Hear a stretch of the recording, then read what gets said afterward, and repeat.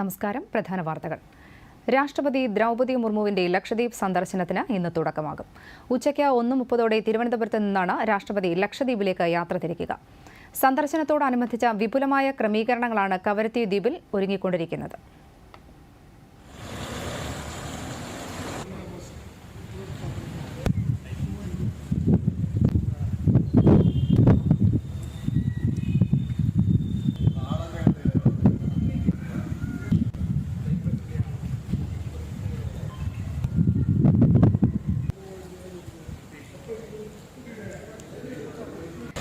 ദ്വീപ് നിവാസികളെ രാഷ്ട്രപതി അഭിസംബോധന ചെയ്യും. ചടങ്ങിന് സാക്ഷ്യം വഹിക്കാൻ കവരത്തിയുടെ പടിഞ്ഞാറ് ഭാഗത്ത് സ്ഥിതി ചെയ്യുന്ന ഗാന്ധി സ്റ്റേജും പരിസര പ്രദേശങ്ങളും ഒരുങ്ങിക്കഴിഞ്ഞു. രാഷ്ട്രപതിയുടെ ലക്ഷദ്വീപ് സന്ദർശനവുമായി ബന്ധപ്പെട്ട എല്ലാ ഒരുക്കങ്ങളും അഡ്മിനിസ്ട്രേറ്റർ പ്രഫുൽ പട്ടേൽ വിലയിരുത്തി. ലക്ഷദ്വീപ് പോലീസിന്റെ മേൽനോട്ടത്തിൽ വാഹന വ്യൂഹങ്ങളുടെ റിഹേഴ്സൽ പര്യടനവും നടന്നു.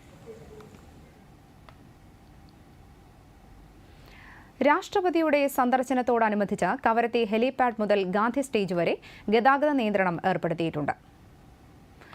രാഷ്ട്രപതി ദ്രൗപദി മുർമുവിന്റെ 3 ദിവസത്തെ ലക്ഷദ്വീപ് സന്ദർശന വേളയിൽ രാഷ്ട്രപതിയുമായി നേരിൽ ആശയവിനിമയം നടത്താൻ അവസരം ലഭിക്കുന്നതിന്റെ ഉത്സാഹത്തിലാണ് ലക്ഷദ്വീപിലെ സ്വയം സഹായ വനിതാ കൂട്ടായ്മകൾ. കേന്ദ്ര സർക്കാരിന്റെ സഹായ സഹകരണത്തോടെ ലക്ഷദ്വീപ് അഡ്മിനിസ്ട്രേഷന്റെ കീഴിൽ വിജയകരമായി പുരോഗമിക്കുന്ന കടൽപ്പായൽ കൃഷി, വർണ്ണ മത്സ്യം വളർത്തൽ തുടങ്ങിയ പദ്ധതികളുടെ ഗുണഭോക്താക്കളായ 20ഓളം വനിതകളുമായാണ് രാഷ്ട്രപതി കവരത്തി ദ്വീപിൽ നാളെ ആശയവിനിമയം നടത്തുക. പ്രതികരണങ്ങളിലേക്ക്. ഒരു വനിത എന്ന നിലയിൽ ഞങ്ങൾക്കെല്ലാവർക്കും നേരിട്ട് ഇങ്ങനെ ഒരു ചാൻസ് തന്നതിന് ആദ്യമായിട്ട് തന്നെ ഞാൻ ഡിപ്പാർട്ട്മെൻറ്റിന് നന്ദി പറയുന്നു, അഡ്മിനിസ്ട്രേഷന് നന്ദി പറയുന്നുണ്ട്. ഞങ്ങളെല്ലാവരും ആനിമൽ ഹസ്ബൻഡറിയിൽ നിന്ന് ഞങ്ങൾക്ക് കടകനാഥ് കാവേരി എന്ന് പറഞ്ഞിട്ട് 20 കോഴിയെ തന്നിട്ടുണ്ട്. അപ്പോൾ അതിൻ്റെ ഒരു കോഴിക്കുഞ്ഞിന് തന്നെ 800 രൂപ വരുമെന്നാണ് ഞങ്ങൾക്ക് കിട്ടിയ ഇൻഫർമേഷൻ.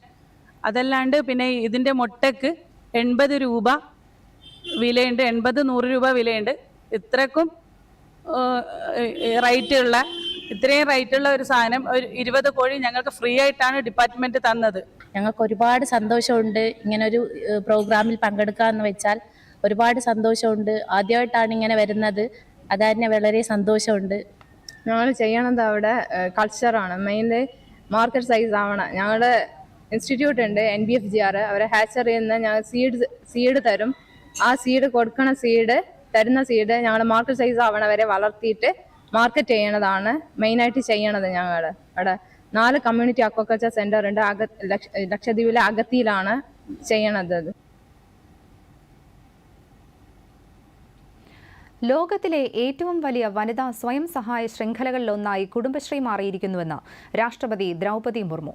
തിരുവനന്തപുരത്ത് കുടുംബശ്രീയുടെ 25ാം വാർഷികാഘോഷങ്ങളിൽ പങ്കെടുക്കുകയായിരുന്നു രാഷ്ട്രപതി.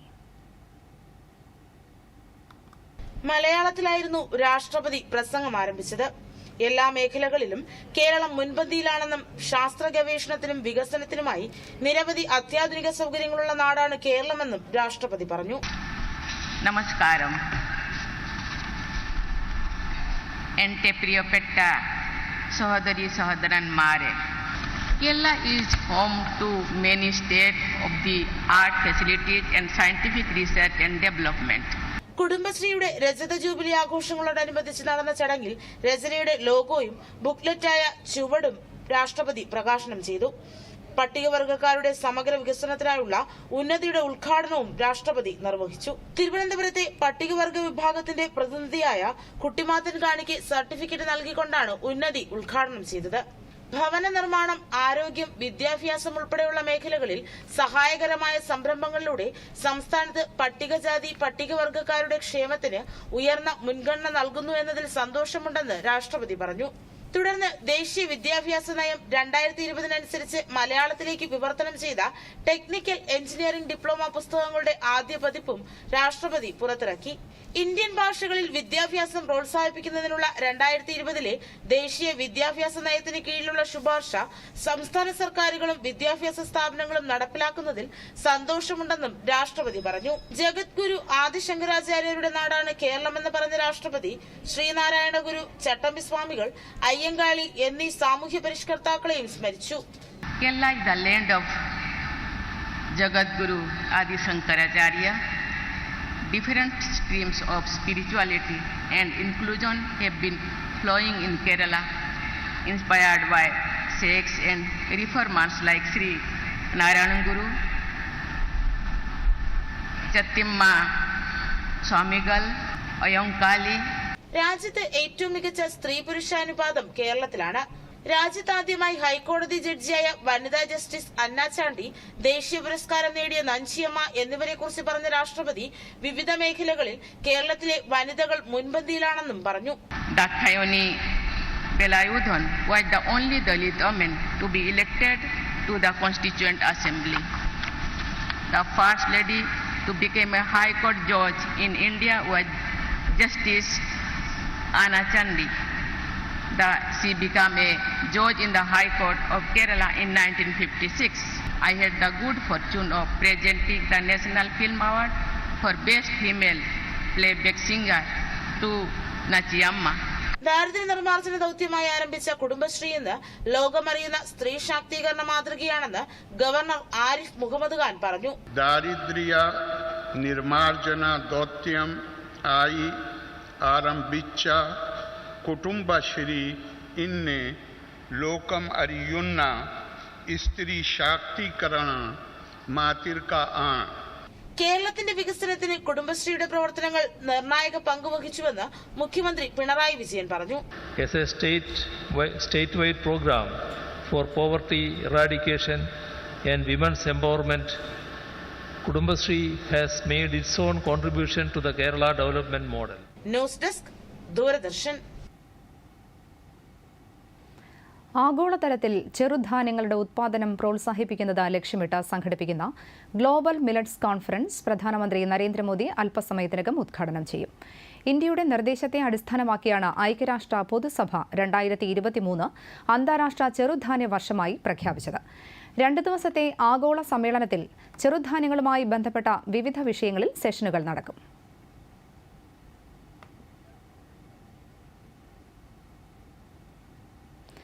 ഇന്ത്യയും ബംഗ്ലാദേശും തമ്മിലുള്ള ആദ്യ രാജ്യാന്തര ഊർജ്ജ പൈപ്പ് ലൈൻ പ്രധാനമന്ത്രി നരേന്ദ്രമോദിയും ബംഗ്ലാദേശ് പ്രധാനമന്ത്രി ഷെയ്ഖ് ഹസീനയും ചേർന്ന് ഇന്ന് വീഡിയോ കോൺഫറൻസിംഗിലൂടെ ഉദ്ഘാടനം ചെയ്യും. ഇന്ത്യയ്ക്കും ബംഗ്ലാദേശിനും ഇടയിലുള്ള ആദ്യത്തെ cross border energy pipe line ആണ് ഇത്. 377 കോടി രൂപയാണ് നിർമ്മാണ ചെലവ്. ഇതിൽ 285 കോടി രൂപ ഇന്ത്യ വഹിച്ചു. പ്രതിവർഷം 1 ദശലക്ഷം മെട്രിക് ടൺ ഹൈസ്പീഡ് ഡീസൽ കൊണ്ടുപോകാൻ പൈപ്പ് ലൈനിന് ശേഷിയുണ്ട്. ആദ്യഘട്ടത്തിൽ വടക്കൻ ബംഗ്ലാദേശിലെ 7 ജില്ലകളിലേക്ക് ഹൈസ്പീഡ് ഡീസൽ വിതരണം ചെയ്യാൻ പൈപ്പ് ലൈനിലൂടെ സാധിക്കും.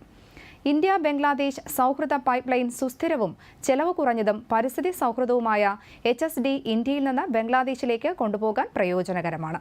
ഇരു രാജ്യങ്ങളും തമ്മിലുള്ള ഊർജ്ജ സഹകരണം കൂടുതൽ ശക്തമാക്കാനും ഇത് സഹായിക്കും. ഇടവേളയിലേക്ക്. KYC അപ്ഡേറ്റ് ചെയ്യാത്തതിന്റെ പേരിൽ നിങ്ങളുടെ അക്കൗണ്ട് ബ്ലോക്ക് ചെയ്യുമെന്ന് ഭീഷണിപ്പെടുത്തുന്ന കോളും ഇമെയിൽ അപ്ഡേറ്റ് ചെയ്യാൻ നിർദ്ദേശിക്കുന്ന ലിങ്കുകൾ തട്ടിപ്പുകാരുടെ പ്രവർത്തന രീതിയാണ്. അത്തരം ലിങ്കുകളിൽ ക്ലിക്ക് ചെയ്യാതിരിക്കുക. ബാങ്കിന്റെ ഔദ്യോഗിക വെബ്സൈറ്റ് മാത്രം ആക്സസ് ചെയ്യുക, അല്ലെങ്കിൽ ബ്രാഞ്ചുമായി ബന്ധപ്പെടുക. ബാങ്കിങ്ങിനായി പരിശോധിച്ചുറപ്പിച്ചതും സുരക്ഷിതവും വിശ്വസനീയവുമായ വെബ്സൈറ്റുകൾ, ആപ്പുകൾ മാത്രം ഉപയോഗിക്കുക.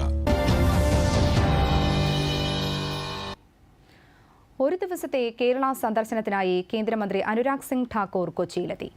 നെടുമ്പാശ്ശേരി വിമാനത്താവളത്തിലെത്തിയ അദ്ദേഹത്തെ പാർട്ടിയിലെ മുതിർന്ന നേതാക്കളും വിവിധ മന്ത്രാലയങ്ങളിലെ ഉദ്യോഗസ്ഥരും NSS വോളണ്ടിയർമാരുടെ സംഘവും ചേർന്ന് സ്വീകരിച്ചു.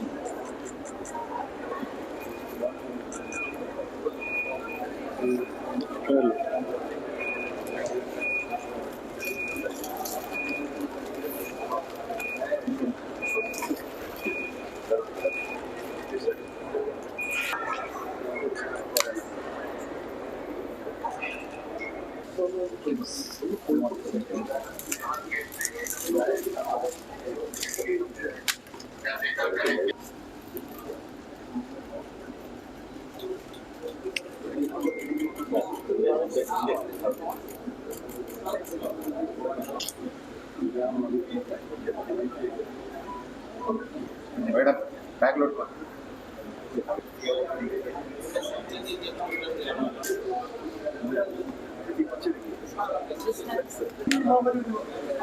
Careful.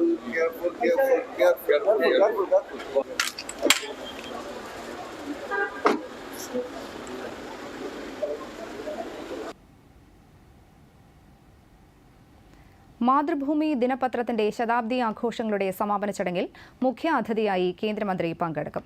പരിപാടി മുഖ്യമന്ത്രി പിണറായി വിജയൻ ഉദ്ഘാടനം ചെയ്യും. തുടർന്ന് കാക്കനാട് രാജഗിരി ബിസിനസ് സ്കൂളിലെ വിദ്യാർത്ഥികളുമായും അധ്യാപകരുമായും സംവദിക്കുന്ന കേന്ദ്രമന്ത്രി കായിക താരങ്ങൾക്ക് ഗോൾഡൻ ബൂട്ട്സ് അവാർഡുകളും സമ്മാനിക്കും. പെരുമ്പാവൂർ പ്രഗതി അക്കാദമിയിൽ നടക്കുന്ന ചടങ്ങിൽ ദേശീയ വിദ്യാഭ്യാസ നയപ്രകാരമുള്ള പാഠ്യപദ്ധതിയെ ഹോളിസ്റ്റിക് സ്പോർട്സുമായി സംയോജിപ്പിക്കുന്ന പരിപാടിക്ക് അനുരാഗ് സിംഗ് ഠാക്കൂർ തുടക്കം കുറിക്കും. പ്രതിരോധ മന്ത്രി രാജ്നാഥ് സിംഗ് ഇന്ന് ലഖ്നൌ സന്ദർശിക്കും. 1450 കോടി രൂപയുടെ വികസന പദ്ധതികൾക്ക് കേന്ദ്രമന്ത്രി തുടക്കം കുറിക്കും. ഉത്തർപ്രദേശ് മുഖ്യമന്ത്രി യോഗി ആദിത്യനാഥ് ചടങ്ങിൽ പങ്കെടുക്കും. തുടർന്ന് രാംലീല മൈതാനിയിൽ ലഖ്നൌ ഉദ്യോഗ് വ്യാപാരി മണ്ഡൽ സംഘടിപ്പിക്കുന്ന ചടങ്ങിലും കേന്ദ്രമന്ത്രി പങ്കെടുക്കും. അമേരിക്കയുടെ സിലിക്കൺ വാലി ബാങ്കിന്റെ തകർച്ചയോടെ ഉണ്ടായ സാമ്പത്തിക പ്രതിസന്ധി ഇന്ത്യയെ ബാധിക്കില്ലെന്ന് RBI governor Shaktikanta Das. Indian സമ്പദ് വ്യവസ്ഥ സുസ്ഥിരമായി തുടരുമെന്ന് അദ്ദേഹം ഉറപ്പു നൽകി. കൊച്ചിയിൽ ഒരു പരിപാടിയിൽ പങ്കെടുക്കുകയായിരുന്നു അദ്ദേഹം. വിവേകത്തോടെയുള്ള ആസ്തി ബാധ്യതാ നിയന്ത്രണം, റിസ്ക് മാനേജ്മെന്റ്, സുസ്ഥിര വളർച്ച എന്നിവ ബാങ്കുകൾ ഉറപ്പാക്കേണ്ടത് പ്രധാനമാണെന്ന് RBI ഗവർണർ പറഞ്ഞു. ഹരിതോർജ്ജ മേഖലയിലെ പൊതുമേഖലാ സ്ഥാപനങ്ങളിൽ നിക്ഷേപം ആകർഷിക്കാൻ സുപ്രധാന തീരുമാനങ്ങളുമായി കേന്ദ്ര സർക്കാർ. NTPC ഗ്രീൻ എനർജി ലിമിറ്റഡിൽ നിക്ഷേപം നടത്തുന്നതിന് മഹാരത്ന CPSEകൾക്ക് അധികാരം കൈമാറുന്നതിന്റെ നിലവിലുള്ള മാർഗനിർദ്ദേശങ്ങളിൽ സാമ്പത്തിക കാര്യ മന്ത്രിസഭാ സമിതി ഇളവ് അനുവദിച്ചു. ഹരിത സമ്പദ് വ്യവസ്ഥയെന്ന നിലയിൽ ഇന്ത്യയുടെ ആഗോള പ്രതിച്ഛായ മെച്ചപ്പെടുത്തുന്നതിന് NTPCക്ക് നൽകിയ ഇളവ് സഹായിക്കും. ഇത് ഇന്ത്യയുടെ ഊർജ്ജ ഉത്പാദനം വൈവിധ്യവത്കരിക്കാനും പരമ്പരാഗത ഊർജ്ജ സ്രോതസ്സുകളെ ആശ്രയിക്കുന്നത് കുറയ്ക്കാനും കൽക്കരി ഇറക്കുമതി കുറയ്ക്കാനും സഹായിക്കും. പുനരുപയോഗ ഊർജ്ജ പദ്ധതി നിർമ്മാണഘട്ടത്തിലും പ്രവർത്തനഘട്ടത്തിലും പ്രത്യക്ഷമായും പരോക്ഷമായും തൊഴിലവസരങ്ങൾ സൃഷ്ടിക്കും. 2030ഓടെ ഫോസിൽ ഇതര ഊർജ്ജശേഷി 500 ജിഗാവാട്ടിലെത്തിക്കാനാണ് രാജ്യം ലക്ഷ്യമിടുന്നത്. നവ പുനരുപയോഗ ഊർജ്ജ മന്ത്രാലയത്തിന് കീഴിലുള്ള IREDയെ ഓഹരി വിപണികളിൽ പട്ടികപ്പെടുത്തുന്നതിനും പ്രധാനമന്ത്രിയുടെ അധ്യക്ഷതയിൽ ചേർന്ന സാമ്പത്തിക കാര്യ മന്ത്രിസഭാ സമിതി അംഗീകാരം നൽകി. ഓഹരികൾ വിതരണം ചെയ്യുന്നതിലൂടെ IREDക്ക് ധനം സ്വരൂപിക്കാനും കേന്ദ്ര സർക്കാർ അനുമതി നൽകി. പ്രഥമ കേരള എമർജൻസി മെഡിസിൻ സമ്മിറ്റ് ഇന്ന് തിരുവനന്തപുരത്ത് മുഖ്യമന്ത്രി പിണറായി വിജയൻ ഉദ്ഘാടനം ചെയ്യും. സംസ്ഥാനത്തെ സമഗ്ര എമർജൻസി ആൻഡ് ട്രോമ കെയർ ശക്തിപ്പെടുത്തുന്നതിനായാണ് കേരള എമർജൻസി മെഡിസിൻ സമ്മിറ്റ് നടത്തുന്നതെന്ന് മന്ത്രി വീണ ജോർജ് പറഞ്ഞു. സംസ്ഥാന ആരോഗ്യ വകുപ്പിന്റെ നേതൃത്വത്തിൽ കേന്ദ്ര ആരോഗ്യ മന്ത്രാലയം, ലോകാരോഗ്യ സംഘടന, എമർജൻസി മെഡിസിൻ വകുപ്പുകൾ എന്നിവയുടെ സഹകരണത്തോടെയാണ് സമ്മിറ്റ് നടക്കുന്നത്. കഴക്കൂട്ടം കാരോട് ബൈപ്പാസിന്റെ ഭാഗമായ മണ്ണക്കൽ മേൽപ്പാലത്തിന് കേന്ദ്ര സർക്കാരിന്റെ അനുമതി.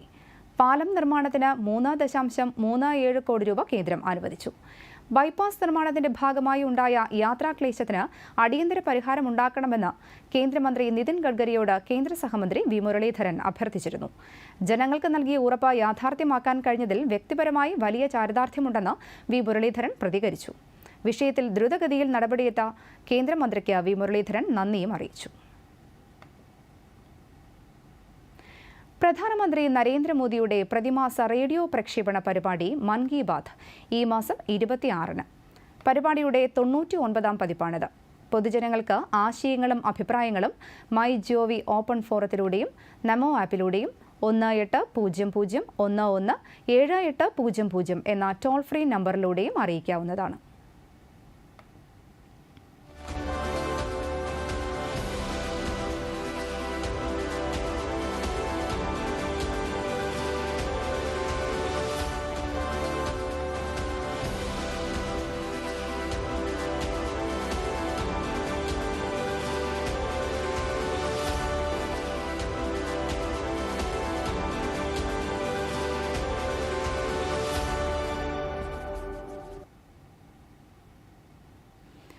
ആകാശവാണിയിലെ ഏറ്റവും ജനപ്രിയ പരിപാടിയായ പ്രധാനമന്ത്രിയുടെ മൻ കി ബാത്തിന്റെ 100ാം പതിപ്പ് ഏപ്രിൽ 30-ന് പ്രക്ഷേപണം ചെയ്യും.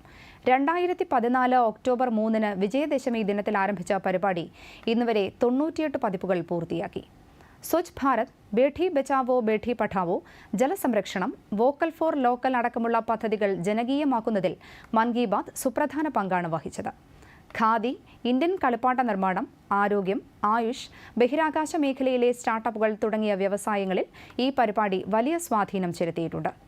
നൂതനവും അതുല്യവുമായ സംവേദനാത്മക അവതരണ ശൈലിയാണ് മൻ കി ബാത്തിനെ ശ്രദ്ധേയമാക്കുന്നത്. മൻ കി ബാത്തിന്റെ ആദ്യ പതിപ്പിൽ പ്രധാനമന്ത്രി റേഡിയോയുടെ പ്രാധാന്യത്തെക്കുറിച്ച് പറഞ്ഞ വാക്കുകൾ കേൾക്കാം.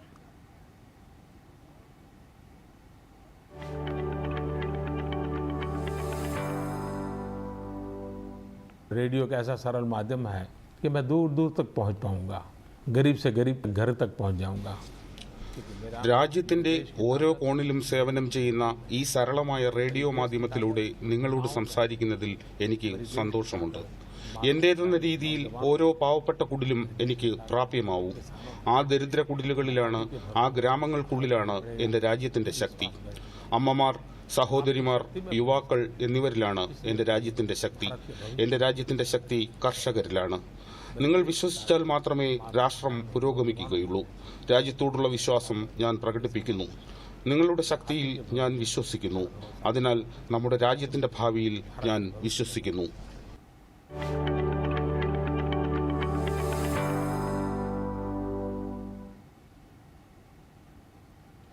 ആദ്യ മൻ കി ബാത്ത് പരിപാടിയിൽ ഖാദി ഉൽപ്പന്നങ്ങൾക്ക് പ്രോത്സാഹനം നൽകാൻ പ്രധാനമന്ത്രി നരേന്ദ്രമോദി രാജ്യത്തെ ജനങ്ങളോട് ആഹ്വാനം നൽകിയിരുന്നു.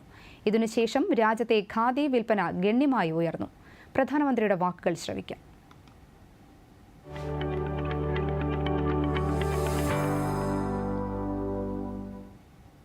हम जब महात्मा गांधी की बात करते हैं तो खादी की बात बहुत स्वाभाविक ध्यान में आती है.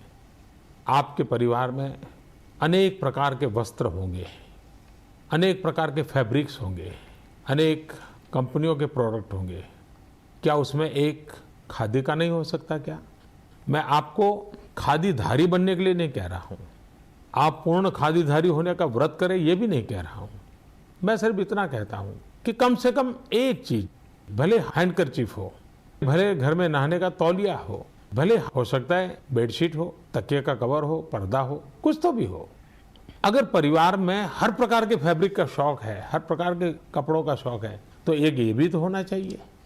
और ये मैं इसलिए कह रहा हूँ कि अगर आप खादी का वस्त्र खरीदते हैं तो एक गरीब के घर में दिवाली का दिया जलता है.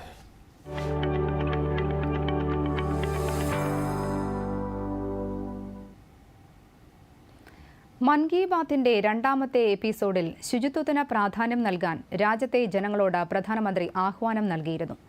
ശുചിത്വ പാലനം ഒരു ബഹുജന പ്രസ്ഥാനമായി മാറുന്നതിനെക്കുറിച്ച് പ്രധാനമന്ത്രി പറഞ്ഞ വാക്കുകൾ ശ്രവിക്കാം.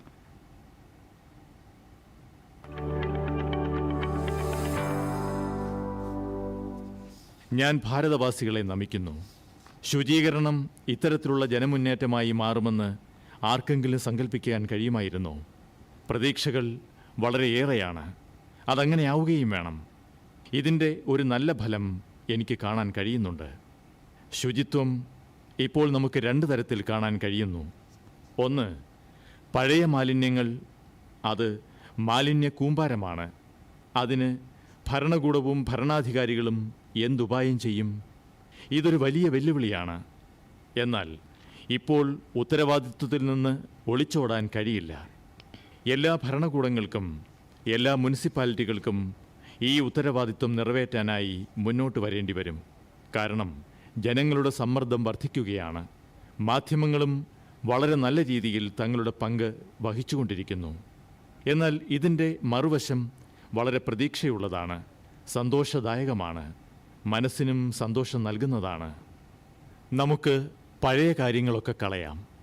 ഇനി മുതൽ മാലിന്യം ഉണ്ടാക്കില്ലെന്നും പുതിയ മാലിന്യത്തിൽ വർധന ഉണ്ടാക്കില്ലെന്നും സാധാരണക്കാരന് തോന്നിത്തുടങ്ങി.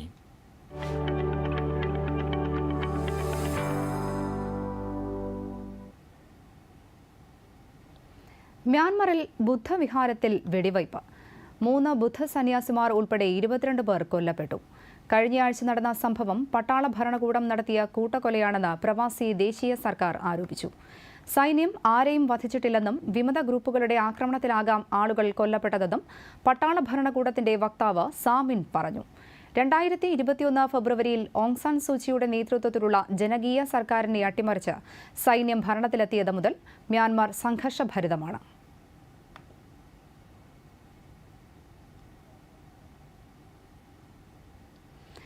Indian super league football final ഇന്ന്. ATK മോഹൻ ബഗാനും ബംഗളൂരു FCയും തമ്മിലാണ് മത്സരം.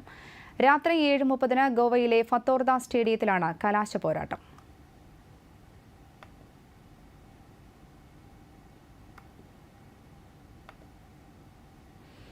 All England badminton tournament semi ഇന്ന്.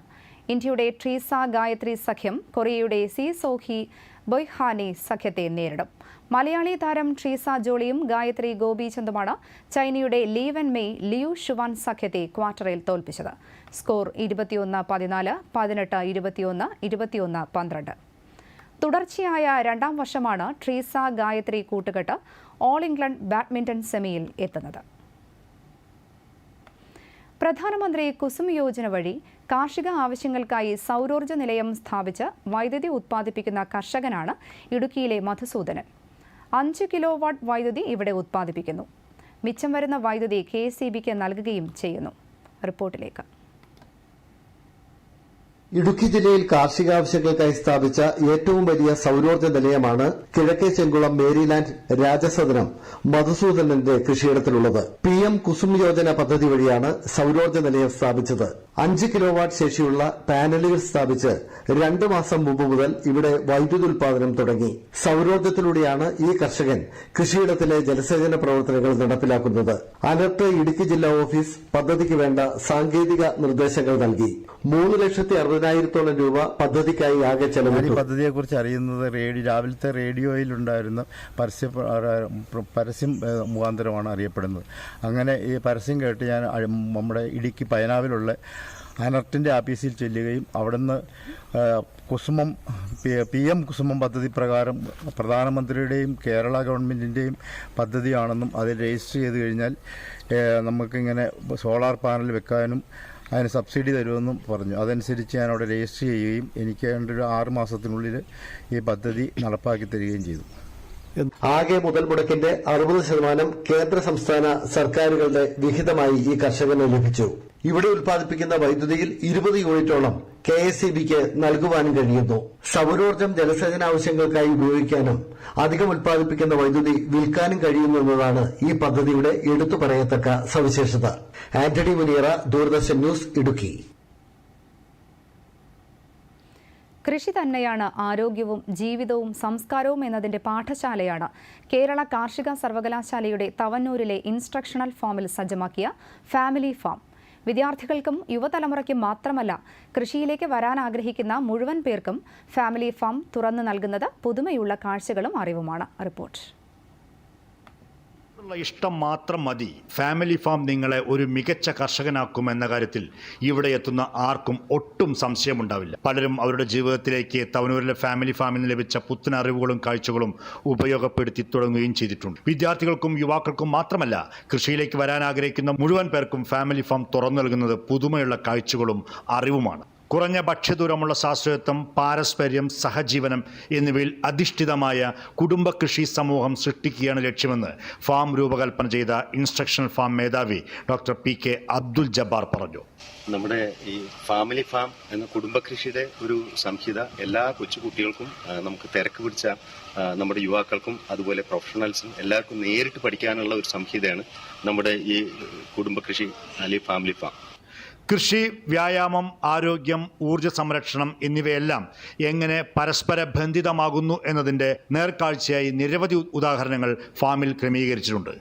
കാർബൺ തുലിത ജീവിതത്തിനും കൃഷിക്കുമൊപ്പം വ്യായാമത്തിനുതകുന്ന ചവിട്ടുപമ്പിൻ്റെ ഉപയോഗത്തിലൂടെ കാര്യങ്ങൾ ഏറ്റവും ലളിതമായി സന്ദർശകരിലേക്ക് എത്തിക്കുന്നു. കുറ്റിക്കുരുമുളക്, അതുപോലെ ഒരു ചാക്കിനകത്ത് 12 പച്ചക്കറികൾ എങ്ങനെ വളർത്താം, ഒരു കുഴിയിൽ 3 വാഴ എങ്ങനെ വളർത്താം, അതുപോലെ ചവിട്ടുപമ്പുകൾ എങ്ങനെ പ്രയോഗിക്കാം, ഹാൻഡ് പമ്പുകൾ എങ്ങനെ ഉപയോഗിക്കാം, അങ്ങനെ നമ്മുടെ ചുറ്റുമുള്ള ചെറിയ ചെറിയ ചാക്രിക വ്യവസ്ഥകൾ ഉപയോഗിച്ചുകൊണ്ട് ഒരു പ്രകൃതിയോട് സമരസപ്പെട്ടുകൊണ്ട് എങ്ങനെ നമുക്ക് ഈ കൃഷി ആസ്വാദികമാക്കാം, രണ്ടാമത് എങ്ങനെ സാന്ത്വനം നേടാം, മൂന്നാമത് എങ്ങനെ സുരക്ഷിതാഹാരം നമുക്ക് ഉണ്ടാക്കാം. അങ്ങനെ സഹജീവനത്തിന്റെ പാഠങ്ങൾ പഠിപ്പിക്കാനുള്ള നല്ലൊരു പ്ലാറ്റ്ഫോമായിട്ട് വളരുകയാണ് നമ്മൾ. കാർഷിക സർവകലാശാലയുടെ 30 സെന്റ് സ്ഥലത്താണ് കൃഷി അഭ്യസിക്കാനും ശാസ്ത്രീയമായുള്ള കൃഷിരീതികൾ മനസ്സിലാക്കാനുമുള്ള സൗകര്യം ഒരുക്കിയിരിക്കുന്നത്. വിളാവശിഷ്ടങ്ങൾ മണ്ണിന്റെ അവകാശമാണെന്നും പുനഃചംക്രമണം നമ്മുടെ ധർമ്മമാണെന്നും വിദ്യാർത്ഥികളെ പഠിപ്പിക്കുന്നതിനാണ് ഫാം പ്രധാനമായും ലക്ഷ്യമിടുന്നത്. അപ്പോൾ ചെറിയ കുട്ടികൾക്ക് പോലും കൗതുകം തോന്നുന്ന രീതിയിലാണ് ജബ്ബാർ സാറിന്റെ നേതൃത്വത്തിൽ ഇത് രൂപകൽപ്പന ചെയ്തിട്ടുള്ളത്. ഇപ്പൊ ഇവിടുത്തെ ഹാൻഡ് പമ്പ് ആയാലും അതുപോലെ മണ്ണിര കമ്പോസ്റ്റിന്റെ സാധനങ്ങളായാലും പിന്നെ ഇപ്പൊ തെങ്ങിന്റെ ചുറ്റും നമ്മൾ വേസ്റ്റ് ചെയ്ത് പോകുന്ന സ്ഥലങ്ങൾ ഒക്കെ ചീരകൃഷി ചെയ്തിട്ട് നന്നാക്കിയിട്ടുണ്ട്. സ്കൂളുകളിൽ നിന്നും കോളേജുകളിൽ നിന്നുമായി നിരവധി വിദ്യാർത്ഥികളും അധ്യാപകരുമാണ് ഇപ്പോൾ ഫാമിലി എത്തുന്നത്. കൃഷിയുടെ പുതുമയാർന്ന കാഴ്ചകളും ചെലവ് കുറഞ്ഞ കൃഷിരീതികളും മനസ്സിലാക്കുന്നതോടൊപ്പം കൂട്ടായ്മയിലൂടെ എങ്ങനെ കൃഷിയിടങ്ങൾ സമ്പന്നമാക്കാം എന്നതിൻ്റെ പരീക്ഷണശാല കൂടിയാവുകയാണ് തവനൂരിലെ ഈ സാമ്പിൾ ഫാമിലി ഫാം. തവനൂരിൽ നിന്നും സുരേഷ് എടപ്പാൾ, ദൂരദർശൻ ന്യൂസ്. മറ്റൊരു റിപ്പോർട്ടിലേക്ക്.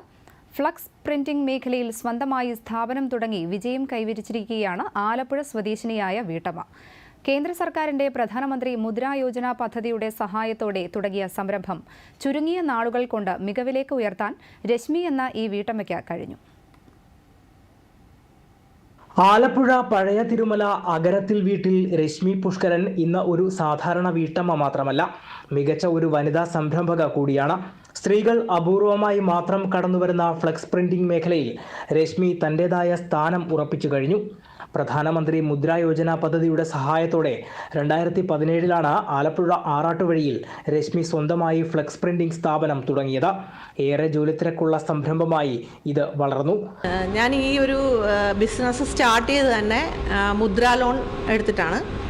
ആ മുദ്രാ ലോണിലൂടെ ബിസിനസ് സ്റ്റാർട്ട് ചെയ്തു. എന്നിട്ട് അതിനുശേഷം ആ ഒരു ബിസിനസ് വിപുലീകരിക്കാനായിട്ട് ഒരു പ്രൊഡക്ഷൻ പ്രിൻ്റർ കൂടെ ഞങ്ങൾ എടുക്കുമായിരുന്നു.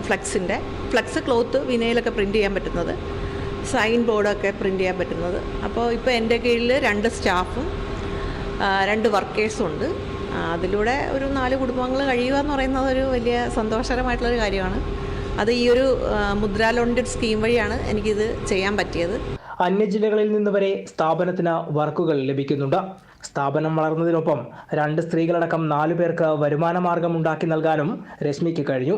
ഈ സ്ഥാപനത്തിൽ വന്നതോടുകൂടി എനിക്ക് സ്വന്തം കാലിൽ നിന്ന് നന്നായിട്ട് ജോലി ചെയ്യാൻ പറ്റുന്നുണ്ട്. ഈ സ്ഥാപനത്തിൽ വന്നതിന് ശേഷമാണ് എനിക്ക് വർക്കുകൾ കുറച്ചുകൂടി നന്നായിട്ട് ചെയ്യാനൊക്കെ പഠിച്ചത്. ചേച്ചി നല്ല സപ്പോർട്ടാണ്. എല്ലാവർക്കും വികസനം എന്ന ലക്ഷ്യത്തോടെ 2015 ആരംഭിച്ച പ്രധാനമന്ത്രി മുദ്രാ യോജന പദ്ധതി ഇതിനകം നിരവധി പേർക്കാണ് കൈത്താങ്ങായത്. ചെറുകിട സൂക്ഷ്മ സംരംഭങ്ങൾക്ക് 10 ലക്ഷം രൂപ വരെയാണ് പദ്ധതി പ്രകാരം വായ്പ നൽകുക. ശിശു, കിഷോർ, തരുൺ എന്നിങ്ങനെ 3 വിഭാഗങ്ങളിലാണ് സംരംഭങ്ങളെ നിശ്ചയിച്ച് വായ്പ ലഭ്യമാക്കുന്നത്. വിജീഷ് കുമാർ, ദൂരദർശൻ ന്യൂസ്, ആലപ്പുഴ. UNDPയുടെ സഹായത്തോടെ ഇടുക്കിയിലെ മറയൂർ വനമേഖലയിൽ സ്വാഭാവിക പരിസ്ഥിതി വീണ്ടെടുക്കൽ പ്രവർത്തനങ്ങൾ തുടങ്ങി. പുൽമേടുകളുടെ പുനഃസ്ഥാപനമാണ് ലക്ഷ്യമിടുന്നത്. റിപ്പോർട്ടിലേക്ക്. മറയൂർ ഡിവിഷനിൽ UNDPയുടെ സാമ്പത്തിക സഹായത്തോടെ സ്വാഭാവിക വനങ്ങളുടെ പുനഃസ്ഥാപനം തുടങ്ങി. മറയൂർ റേഞ്ചിൽ അഞ്ചുനാട്ടപ്പാറ ഭാഗത്ത് 1983-84 കാലഘട്ടത്തിലെ 10 ഹെക്ടർ വാറ്റിൽ പ്ലാന്റേഷൻ നീക്കം ചെയ്ത് പുൽമേടുകൾ പുനഃസ്ഥാപിക്കുന്ന പ്രവൃത്തിയാണ് UNDPയുടെ സഹായത്തോടെ നടപ്പിലാക്കിയത്. പദ്ധതിയുടെ ഭാഗമായി അഞ്ചുനാട്ടപ്പാറയിൽ ചെറിയ വാറ്റിൽ മരങ്ങളും ലൻഡാന ഉൾപ്പെടെയുള്ള അധിനിവേശ സസ്യങ്ങളും നൂതന മെഷീനറി ഉപയോഗിച്ച് പരിസ്ഥിതിക്ക് കോട്ടം തട്ടാതെ പിഴുതെടുക്കുകയും ചെറിയ കമ്പുകളും മറ്റും മെഷീനറിയുടെ സഹായത്തോടെ പൊടിച്ചു കളയുകയും വലിയ മരങ്ങൾ മുറിച്ച് അട്ടിവെക്കുകയും ചെയ്തു. പിഴുതെടുക്കാൻ സാധിക്കാത്ത ഇത്തരം വലിയ മരങ്ങളുടെ കുറ്റികൾ രാസപദാർത്ഥങ്ങൾ ഉപയോഗിച്ച് ഉണക്കുകയും ചെയ്തു. പുൽച്ചെടികളുടെ വിത്തുകൾ വിതറുക വഴി പുൽമേടുകൾ അതിവേഗം രൂപപ്പെടുകയാണ്. കാട്ടുപോത്ത്, മാൻ ഉൾപ്പെടെയുള്ള വന്യജീവികളുടെ സാന്നിധ്യവും ഈ പ്രദേശത്തുണ്ടായി. ഇത്തരത്തിൽ പരിസ്ഥിതി പുനഃസ്ഥാപനത്തിന്റെ ആദ്യഘട്ടം വിജയകരമായി പൂർത്തിയാക്കുകയാണ്. തുടർഘട്ടങ്ങളിൽ ശരിയായ നിരീക്ഷണവും പരിചരണവും ആവശ്യമാണ്. പുതുതായി രൂപപ്പെടുന്ന നിവേശ സസ്യങ്ങൾ നിർമ്മാർജ്ജനം ചെയ്യേണ്ടതുണ്ട്. അത് സംബന്ധിച്ച ടെൻഡർ നടപടികൾ പൂർത്തീകരിച്ചു വരികയാണ്. പരിസ്ഥിതി പുനഃസ്ഥാപനത്തിന്റെ ഭാഗമായിട്ട്, അല്ലെങ്കിൽ പരിസ്ഥിതി പുനഃസ്ഥാപന ദശാബ്ദം ലോകം മുഴുവൻ ആചരിക്കുന്നതിന്റെ ഭാഗമായിട്ട് മറയൂർ ഡിവിഷനിൽ മുൻകാലങ്ങളിൽ ഡിവിഷനിലെ വനമേഖലകളിൽ ഉണ്ടായിട്ടുള്ള വിദേശ ഇനം സസ്യങ്ങളും കളകളും നീക്കം ചെയ്യുന്ന ഒരു പദ്ധതിയാണ് പ്ലാൻ ചെയ്തിട്ടുള്ളത്. ആ പദ്ധതി അടുത്ത 10 വർഷം കൊണ്ട് പൂർത്തീകരിക്കാനാണ് ലക്ഷ്യമിടുന്നത്. ഏതാണ്ട് 500 ഹെക്ടറിനോളം മുകളിൽ മറയൂർ ഡിവിഷനിൽ തന്നെ അക്കേഷ്യ മിയാൻസി എന്ന് പറയുന്ന വാറ്റിൽ മരങ്ങളുടെ തോട്ടം നമ്മൾ 80കളിൽ നിർമ്മിച്ചിട്ടുണ്ട്. അതിപ്പോൾ ഏതാണ്ട് 40-45 വർഷത്തിന് ശേഷം ആ തോട്ടത്തെ ഘട്ടം ഘട്ടമായിട്ട് തിരിച്ച് പുൽമേടാക്കി മാറ്റുന്ന ഒരു പദ്ധതിയാണ് നടന്നു വരുന്നത്. ഇത് കഴിഞ്ഞ വർഷമാണ് ആരംഭിച്ചത്. കഴിഞ്ഞ വർഷം ഏതാണ്ട് 40 ഹെക്ടർ സ്ഥലത്ത് ഇത്തരത്തിലുള്ള എക്കോ റെസ്റ്റേഷൻ പദ്ധതികൾ നടത്തിയിട്ടുണ്ട്. അതിൽ 30 ഹെക്ടറോളം സ്ഥലം VSSകളുടെ അല്ലെങ്കിൽ ആദിവാസി സമൂഹം ഉൾപ്പെടുന്ന VSSകളുടെ സഹായത്തോടെയും 10 ഹെക്ടർ സ്ഥലം നമ്മളൊരു എക്സ്പെരിമെന്റൽ ബേസിലുമാണ് നമ്മൾ ചെയ്തിട്ടുള്ളത്. അത് ഏറ്റവും മറയൂർ റേഞ്ചിലെ നാച്ചുവെയർ ഫോറസ്റ്റേഷൻ പരിധിയിൽ ചന്ദന റിസർവുകളിൽ നിന്നും അധിനിവേശ സസ്യമായ ലന്റാന UNDPയുടെ സഹായത്തോടെ 2021 നിർമ്മാർജ്ജനം ചെയ്തു. വനമേഖലകളിലെ പരിസ്ഥിതി പുനഃസ്ഥാപന പ്രവർത്തനങ്ങളിൽ മറയൂർ ഡിവിഷൻ മാതൃകയാവുകയാണ്. ആന്റണി മുനിയറ, ദൂരദർശൻ ന്യൂസ്, ഇടുക്കി. മറ്റൊരു റിപ്പോർട്ട് കാണാം. സ്വന്തമായി വീട് എന്ന സ്വപ്നം യാഥാർത്ഥ്യമായതിന്റെ സന്തോഷത്തിലാണ് ആലപ്പുഴ കൊറ്റംകുളങ്ങര സ്വദേശിനിയായ വീട്ടമ്മയും കുടുംബവും. ബന്ധുവീടുകളിൽ അഭയം തേടിയിരുന്ന രജിമോൾക്കും കുടുംബത്തിനും സ്വപ്നഭവനം യാഥാർത്ഥ്യമാക്കിയത് പ്രധാനമന്ത്രി ആവാസ് യോജന പദ്ധതിയാണ്. ഗവൺമെന്റ് ജീവനക്കാരല്ലാത്ത വനിതകൾക്ക് അവരുടെ ആദ്യ പ്രസവത്തിന് 5000 രൂപ ധനസഹായം നൽകുന്ന കേന്ദ്ര പദ്ധതിയാണ് പ്രധാനമന്ത്രി മാതൃവന്ദൻ യോജന. പോഷകാഹാരം, ചികിത്സ, സുരക്ഷിത യാത്ര തുടങ്ങിയവ ഗർഭിണിക്കും ഗർഭസ്ഥ ശിശുവിനും പ്രധാനമാണ്. പദ്ധതിയിലൂടെ 3 ഗഡുക്കളായി ലഭിക്കുന്ന പണം സ്ഥിരം വരുമാനമില്ലാത്തവർക്ക് വലിയ ആശ്രയമാണ്. പദ്ധതിയുടെ പ്രയോജനം ലഭിച്ച ഒരു യുവതിയാണ് കൊല്ലം കുന്നത്തൂർ മാനാമ്പുഴ സ്വദേശി ശ്രുതി. പെയിന്റിംഗ് കലാകാരനായ ഭർത്താവിന്റെ ചെറിയ വരുമാനമാണ് ഈ കുടുംബത്തിന്റെ ഏക ആശ്രയം. ഗർഭകാലത്തെ പോഷകാഹാരം, ചികിത്സാ സംബന്ധമായ യാത്രാ ചെലവുകൾ എന്നിവ നിറവേറ്റാൻ പദ്ധതി ഇവർക്ക് തുണയായി. അംഗനവാടിയിലെല്ലാം എഴുതി കൊടുത്തപ്പോഴത്തേക്ക് ആദ്യ ഗഡു പ്രഗ്നൻ്റ് ആയി 3 മാസം കഴിഞ്ഞ് കിട്ടുമെന്ന് പറഞ്ഞു. 3 മാസം കഴിഞ്ഞപ്പോൾ തന്നെ 1000 രൂപ കിട്ടി. പോഷകഗുണമുള്ള ആഹാരങ്ങളൊക്കെ വാങ്ങിക്കാനും മുട്ട, പാല് അതൊക്കെ വാങ്ങിക്കാനായിട്ടൊക്കെ ഉപകരിച്ചു. ആശുപത്രി പോകാനായാലും സ്കാനിങ് കാര്യങ്ങൾ ഇതിനായിട്ടൊക്കെ ഉപയോഗിച്ചിട്ടുണ്ട്. പിന്നെ രണ്ടാമത്തെ ഗഡു കൊടുക്കാൻ പിന്നെ അംഗനവാടി ആധാറും എല്ലാം പിന്നെയും കൊണ്ട് കൊടുത്തു. അത് ഞാൻ പ്രസവിച്ച് കിടന്നപ്പോഴാണ് കിട്ടിയത്. അത് നല്ലൊരു ഉപകാരമായി. പ്രസവിച്ച് ആശുപത്രി കിടന്നപ്പോഴാണ് എൻ്റെ അക്കൗണ്ടിൽ പൈസ വീണത്. അത് നല്ലൊരു ഉപകാരമായി. ഞങ്ങൾ അന്ന് ആശുപത്രിയിൽ വലിയ സാമ്പത്തികമുള്ളതൊന്നും അല്ല. അപ്പോൾ ആശുപത്രി കിടക്കുമ്പോൾ അതിൻ്റേതായ പണച്ചെലവുകളുണ്ട്. അപ്പോൾ അതിന് മരുന്നിനായാലും എല്ലാത്തിനും ആ പൈസ ഉപകരിച്ചത് നല്ല സഹായമായിരുന്നു പൈസ.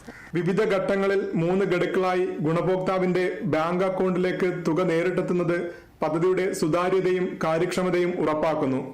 ശാരീരിക ബുദ്ധിമുട്ടുകളും ചെലവുകളും വർദ്ധിക്കുന്ന ഗർഭകാലത്ത് ലഭിക്കുന്ന ഈ സാമ്പത്തിക സഹായ പദ്ധതി കുഞ്ഞിന്റെയും അമ്മയുടെയും വിവിധങ്ങളായ ആവശ്യങ്ങൾക്ക് പ്രയോജനപ്പെടുന്നു. ഗർഭിണിയുടെയും കുഞ്ഞിന്റെയും സംരക്ഷണത്തിന് ചെറിയൊരു സഹായം നൽകുന്നതിലൂടെ ആരോഗ്യമുള്ള തലമുറ, കുറഞ്ഞ മാതൃമരണ നിരക്ക് എന്നീ മഹത്തായ ലക്ഷ്യങ്ങൾ യാഥാർത്ഥ്യമാവുകയാണ്. ദൂരദർശൻ ന്യൂസ്, കൊല്ലം. കൊല്ലത്ത് നിന്നുള്ള റിപ്പോർട്ടാണ് ഇപ്പോൾ കണ്ടത്. വേനൽ തുടങ്ങിയതേയുള്ളൂ എങ്കിലും പകൽ ചൂടിൽ പൊള്ളുകയാണ് കേരളം. കൊടും ചൂടിൽ നഗരം തളരുമ്പോൾ സംഭാരവും സർബത്തും നൽകി സമൂഹ മാധ്യമങ്ങളിൽ സൂപ്പർ താരങ്ങളായിരിക്കുകയാണ് തിരുവനന്തപുരത്തെ 2 കടകൾ. മറ്റ് ജില്ലകളിൽ നിന്ന് പോലും ഇടവേളയ്ക്ക് ആളുകൾ എത്തുന്നുണ്ട് ഇവിടെ. റിപ്പോർട്ടിലേക്ക്. സംസ്ഥാനത്ത് ചൂട് അനുദിനം വർദ്ധിക്കുകയാണ്. നിർജ്ജലീകരണം ഒഴിവാക്കാനും മനസ്സിനും ശരീരത്തിനും കുളിർമയേകാനും ധാരാളം വെള്ളം കുടിക്കേണ്ടത് അനിവാര്യമാണ്. തിരുവനന്തപുരത്ത് വേനലും മഴയുമെന്നില്ലാതെ നഗരത്തിന്റെ ദാഹമകറ്റുന്ന ധാരാളം കടകളുണ്ടെങ്കിലും സൂപ്പർ ഹിറ്റായ 2 ഇടങ്ങളുണ്ട്.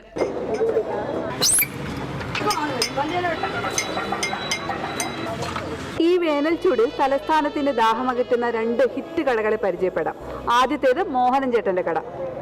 വേനൽക്കാലമാകുമ്പോൾ ദിവസവും 65 ലിറ്ററിലധികം മോരാണ് തിരുവനന്തപുരം കിഴക്കേക്കോട്ട വെട്ടിമുറിച്ച കോട്ടയിലെ മോഹൻസ് മോരുകടയിൽ വിറ്റുപോകുന്നത്.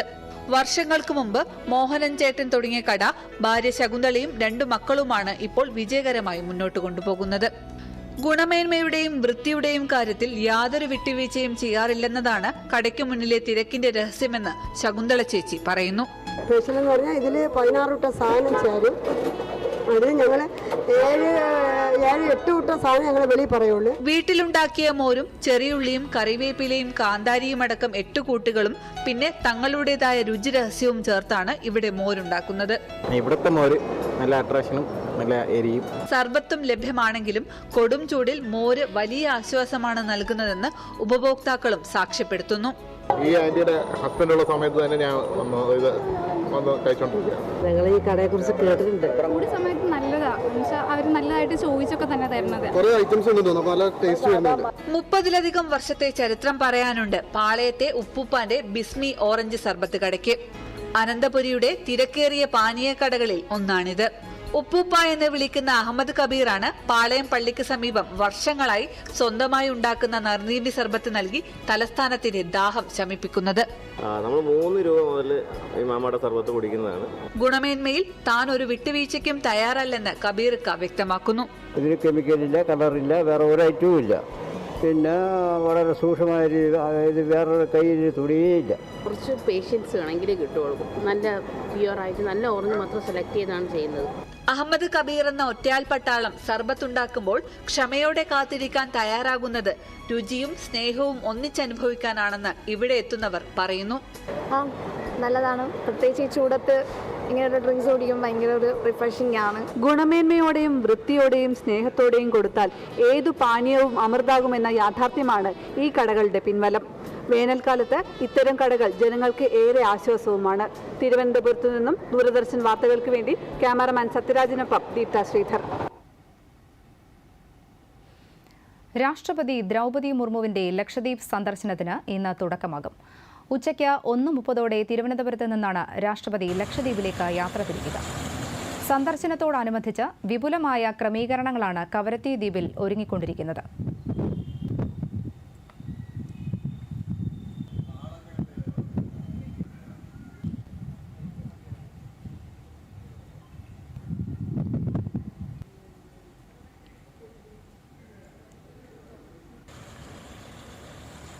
ദ്വീപ് നിവാസികളെ രാഷ്ട്രപതി അഭിസംബോധന ചെയ്യും. ചടങ്ങിന് സാക്ഷ്യം വഹിക്കാൻ കവരത്തിയുടെ പടിഞ്ഞാറ് ഭാഗത്ത് സ്ഥിതി ചെയ്യുന്ന ഗാന്ധി സ്റ്റേജും പരിസര പ്രദേശങ്ങളും ഒരുങ്ങിക്കഴിഞ്ഞു. രാഷ്ട്രപതിയുടെ ലക്ഷദ്വീപ് സന്ദർശനവുമായി ബന്ധപ്പെട്ട എല്ലാ ഒരുക്കങ്ങളും അഡ്മിനിസ്ട്രേറ്റർ പ്രഫുൽ പട്ടേൽ വിലയിരുത്തി. ലക്ഷദ്വീപ് പോലീസിന്റെ മേൽനോട്ടത്തിൽ വാഹന വ്യൂഹങ്ങളുടെ റിഹേഴ്സൽ പര്യടനവും നടന്നു.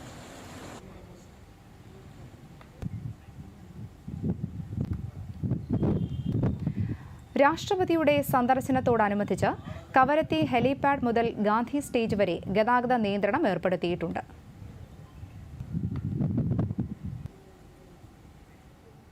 ഇടവേളയിലേക്ക്.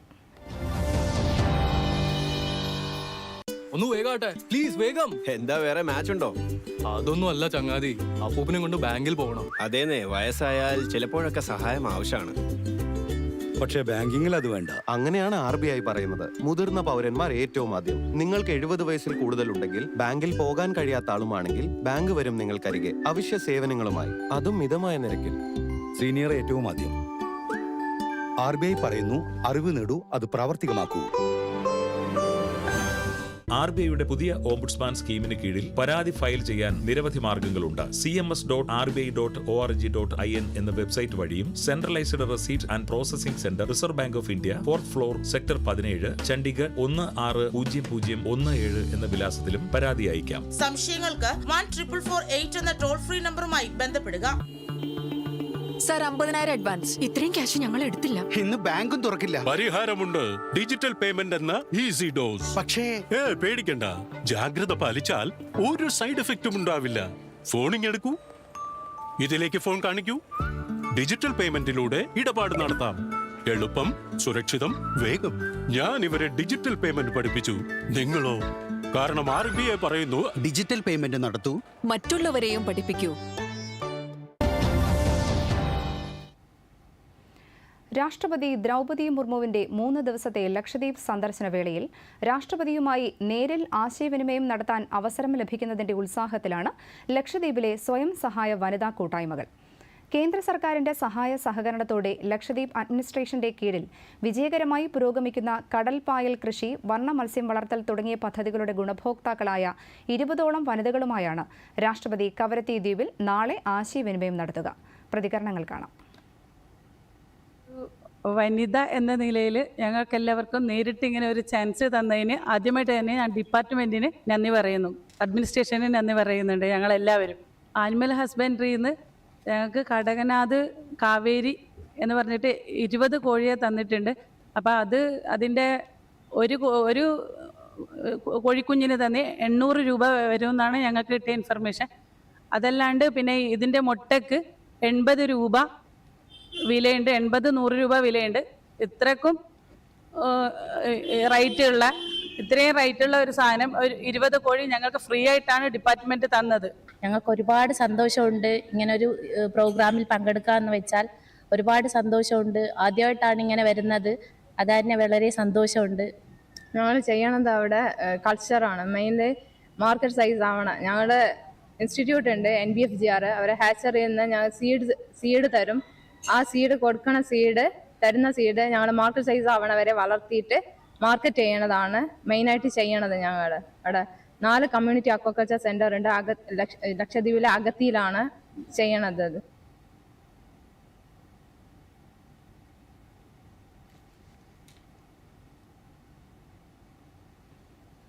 ഇപ്പോൾ മാതൃഭൂമി ദിനപത്രത്തിന്റെ ശതാബ്ദി ആഘോഷങ്ങളുടെ സമാപന ചടങ്ങ് മുഖ്യമന്ത്രി പിണറായി വിജയൻ ഉദ്ഘാടനം ചെയ്യുകയാണ്.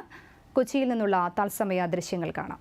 Online platform, television channel, FM radio, കപ്പ ചാനൽ തുടങ്ങിയവയിലൂടെ മാതൃഭൂമി ശബ്ദമായും ദൃശ്യമായുമൊക്കെ വളർന്നിരിക്കുന്നു.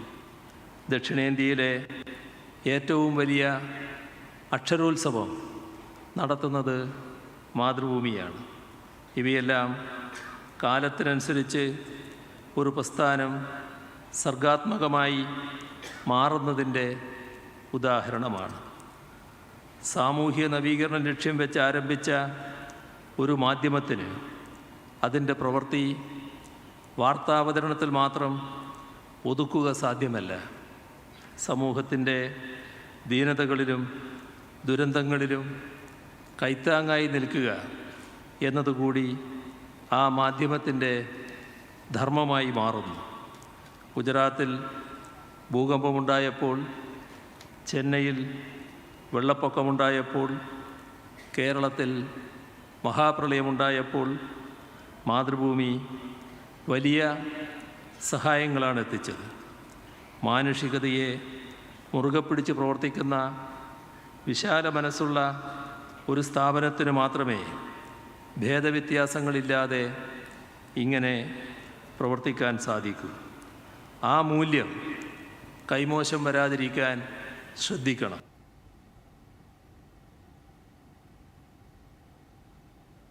ഈ നാട്ടിൽ പ്രവർത്തിച്ചു വരുന്നുവെന്നതും നാൾക്ക് നാൾ അത് അഭിവൃദ്ധിപ്പെട്ടു വന്നു എന്നതും ഈ നാടിനാകെ അഭിമാനകരമായ വസ്തുതയാണ്. എന്നാൽ അതേസമയം നമ്മുടെ രാജ്യത്ത് അപമാനകരമായ ചില വസ്തുതകൾ നിലനിൽക്കുന്നുവെന്നത് നാം കാണാതെ പോകരുത്. വേൾഡ് പ്രസ് ഫ്രീഡം ഇൻഡെക്സിൽ ഇന്ത്യ 150-ാം സ്ഥാനത്താണ് എന്നതാണ്. മാതൃഭൂമി ദിനപത്രത്തിന്റെ ശതാബ്ദി ആഘോഷങ്ങളുടെ സമാപന ചടങ്ങ് ഉദ്ഘാടനം ചെയ്തുകൊണ്ട് മുഖ്യമന്ത്രി പിണറായി വിജയൻ സംസാരിച്ചതിന്റെ തത്സമയ ദൃശ്യങ്ങളാണ് ഇപ്പോൾ കണ്ടത്. ആഗോളതലത്തിൽ ചെറുധാന്യങ്ങളുടെ ഉത്പാദനം പ്രോത്സാഹിപ്പിക്കുന്നത് ലക്ഷ്യമിട്ട് സംഘടിപ്പിക്കുന്ന ഗ്ലോബൽ മില്ലറ്റ്സ് കോൺഫറൻസ് പ്രധാനമന്ത്രി നരേന്ദ്രമോദി അല്പസമയത്തിനകം ഉദ്ഘാടനം ചെയ്യും. ഇന്ത്യയുടെ നിർദ്ദേശത്തെ അടിസ്ഥാനമാക്കിയാണ് ഐക്യരാഷ്ട്ര പൊതുസഭ 2023 അന്താരാഷ്ട്ര ചെറുധാന്യ വർഷമായി പ്രഖ്യാപിച്ചത്. 2 ദിവസത്തെ ആഗോള സമ്മേളനത്തിൽ ചെറുധാന്യങ്ങളുമായി ബന്ധപ്പെട്ട വിവിധ വിഷയങ്ങളിൽ സെഷനുകൾ നടക്കും.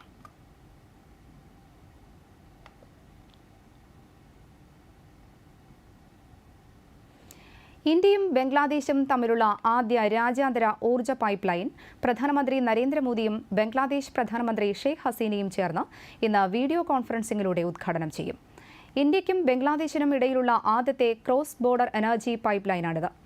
377 കോടി രൂപയാണ് നിർമ്മാണ ചെലവ്. ഇതിൽ 285 കോടി രൂപ ഇന്ത്യ വഹിച്ചു. പ്രതിവർഷം 1 ദശലക്ഷം മെട്രിക് ടൺ ഹൈസ്പീഡ് ഡീസൽ കൊണ്ടുപോകാൻ പൈപ്പ് ലൈനിന് ശേഷിയുണ്ട്. ആദ്യഘട്ടത്തിൽ വടക്കൻ ബംഗ്ലാദേശിലെ 7 ജില്ലകളിലേക്ക് ഹൈസ്പീഡ് ഡീസൽ വിതരണം ചെയ്യാൻ പൈപ്പ് ലൈനിലൂടെ സാധിക്കും. ഇന്ത്യ ബംഗ്ലാദേശ് സൗഹൃദ പൈപ്പ് ലൈൻ സുസ്ഥിരവും ചെലവ് കുറഞ്ഞതും പരിസ്ഥിതി സൗഹൃദവുമായ HSD ഇന്ത്യയിൽ നിന്ന് ബംഗ്ലാദേശിലേക്ക് കൊണ്ടുപോകാൻ പ്രയോജനകരമാണ്. ഇരു രാജ്യങ്ങളും തമ്മിലുള്ള ഊർജ്ജ സഹകരണം കൂടുതൽ ശക്തമാക്കാനും ഇത് സഹായിക്കും. ഒരു ദിവസത്തെ കേരള സന്ദർശനത്തിനായി കേന്ദ്രമന്ത്രി അനുരാഗ് സിംഗ് ഠാക്കൂർ കൊച്ചിയിലെത്തി. നെടുമ്പാശ്ശേരി വിമാനത്താവളത്തിലെത്തിയ അദ്ദേഹത്തെ പാർട്ടിയിലെ മുതിർന്ന നേതാക്കളും വിവിധ മന്ത്രാലയങ്ങളിലെ ഉദ്യോഗസ്ഥരും NSS വോളണ്ടിയർമാരുടെ സംഘവും ചേർന്ന് സ്വീകരിച്ചു. മാതൃഭൂമി ദിനപത്രത്തിന്റെ ശതാബ്ദി ആഘോഷങ്ങളുടെ സമാപന ചടങ്ങിൽ മുഖ്യ അതിഥിയായി അദ്ദേഹം പങ്കെടുക്കും.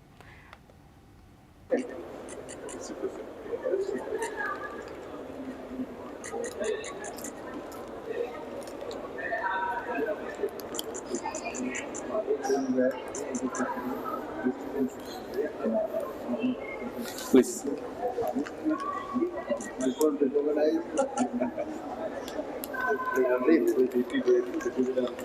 Side like that. Side like that.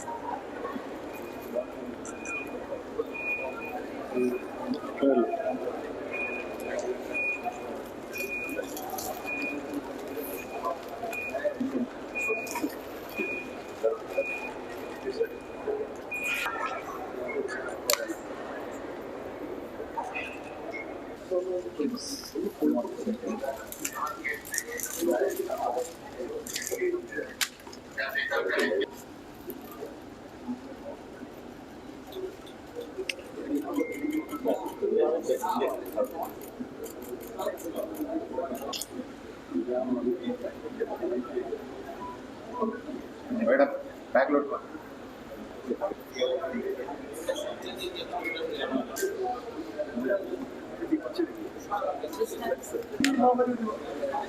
Careful.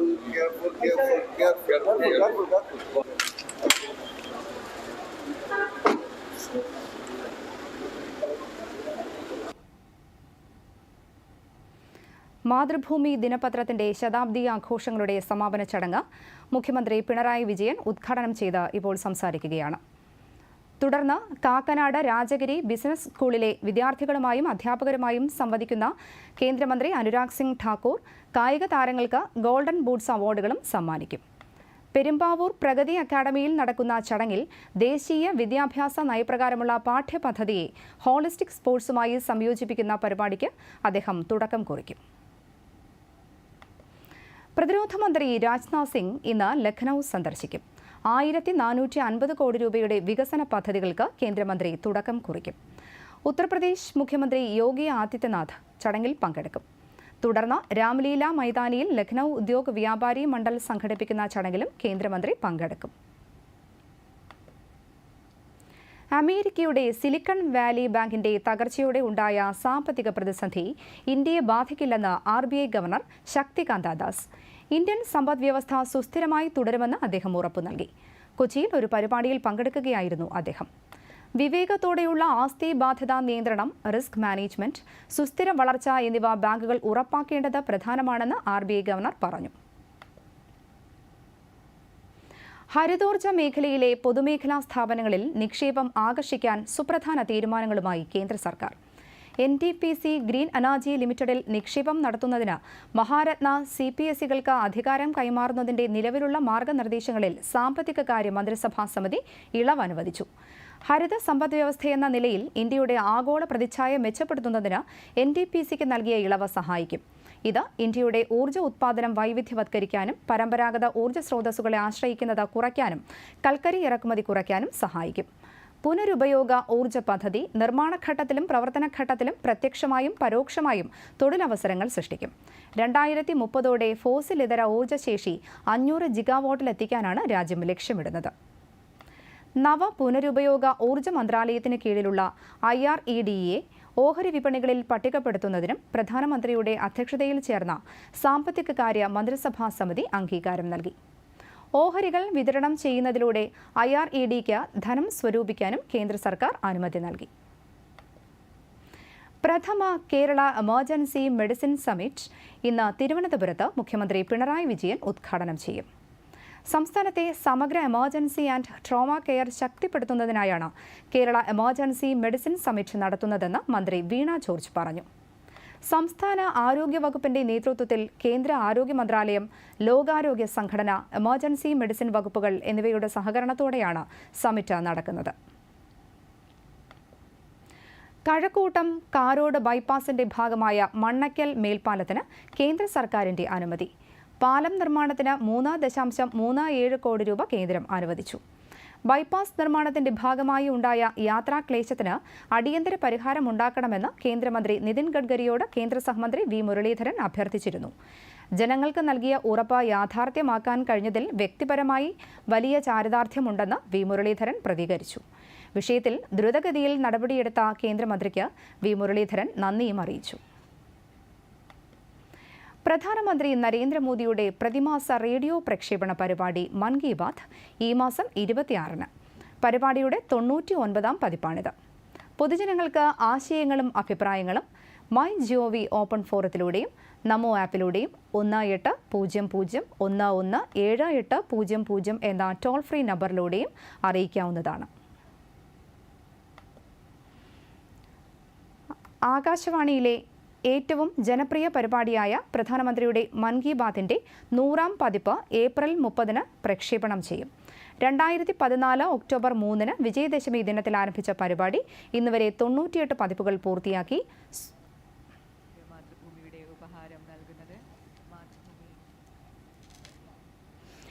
ഇപ്പോൾ മാതൃഭൂമി ദിനപത്രത്തിന്റെ ശതാബ്ദി ആഘോഷങ്ങളുടെ സമാപന ചടങ്ങിൽ കേന്ദ്രമന്ത്രി അനുരാഗ് സിംഗ് ഠാക്കൂർ മുഖ്യ അതിഥിയായി പങ്കെടുക്കുകയാണ്. ചടങ്ങിന്റെ തത്സമയ ദൃശ്യങ്ങൾ കാണാം. Nation building. ഹിമധവളമായ ഹിമാചലിന്റെ ഉയരങ്ങളിൽ നിന്നും ഇന്ത്യൻ രാഷ്ട്രീയത്തിലേക്ക് ഇറങ്ങി വന്ന നക്ഷത്രശോഭയുള്ള മുഖം. രാഷ്ട്രീയത്തിന്റെ മൈതാനത്തെത്തും മുൻപ് ക്രിക്കറ്റ് ഗ്രൗണ്ടിലെ ഒരു പൂർവ്വകാലവുമുണ്ട്. നമ്മളോടൊപ്പം ഇന്ന് ജോയിൻ ചെയ്യുന്ന മുഖ്യ അതിഥിക്ക് ഹിമാചൽ പ്രദേശിന് വേണ്ടി രഞ്ജി ട്രോഫി കളിച്ച സൗവർണ മുഹൂർത്തങ്ങൾ. ഈ ചടങ്ങിലെ മുഖ്യാതിഥിയായ ഇന്ത്യയുടെ വാർത്താവിതരണ പ്രക്ഷേപണ മന്ത്രി ശ്രീ അനുരാഗ് ഠാക്കൂർജിയെ ശതാബ്ദിയുടെ പ്രത്യേക സുവനീർ പ്രകാശനം ചെയ്യാനും പ്രഭാഷണത്തിനുമായി സാദരം ക്ഷണിക്കുന്നു. Welcoming our Honorable Union Minister Anurag Thakurji to kindly launch the centenary special souvenir. Souvenir അദ്ദേഹത്തിന് നൽകുന്നത് miss Devika MS, Director Operations, Mathrubhumi.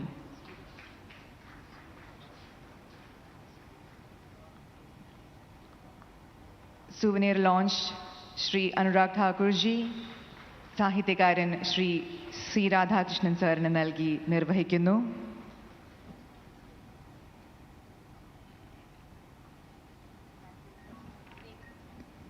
Thank you, sir. Welcoming our Honorable Union Minister for Information and Broadcasting, Sports and Youth Affairs to kindly grace the occasion with a few words.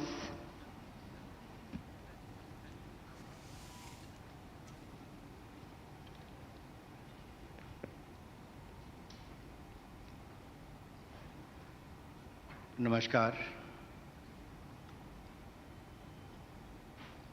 On this valedictory function of Matrabhumi centenary celebrations, Honorable Chief Minister of Kerala, Shri Pinarayi Vijayananji, Minister of Kerala Government, Shri K. Rajanji, my dear friend Shri P. Rajivji,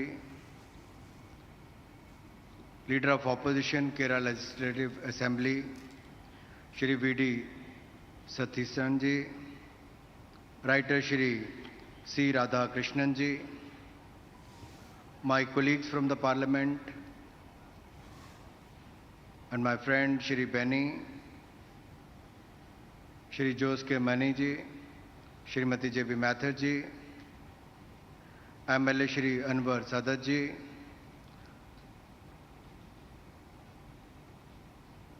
and who invited me for this function, Managing Director of Matrabhumi, Shri M.V. Shreyas Kumarji,